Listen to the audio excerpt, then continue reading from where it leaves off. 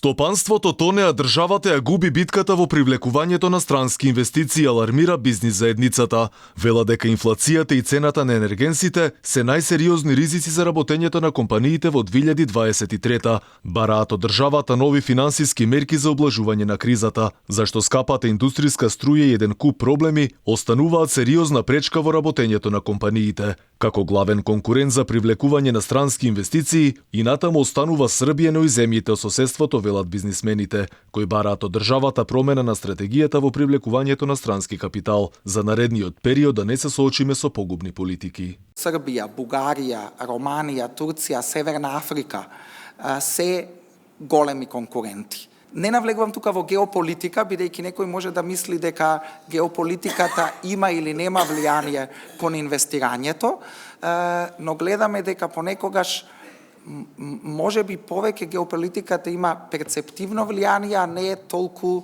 реално влијание. Што конкретно треба да се направи за Македонија сериозно да почне да привлекува странски компании, Виктор Мизо рече дека тоа треба да го каже владата, која годиниве не направила многу на тоа поле.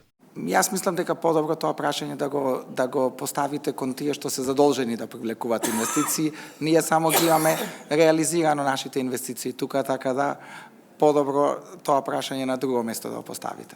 Покрај тоа што Македонија ја губи битката во привлекувањето странски инвестиции, го губи работоспособното население.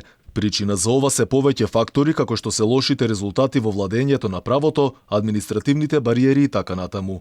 Затоа бизнис заедницата бара од владата да усвои реална стратегија, не само козметички мерки кои немаат ефект. Македонија се соочува со недостаток на квалифицирана, па дури би кажал и неквалифицирана работна сила, и тоа станува све поголем проблем и поголема тема за нас.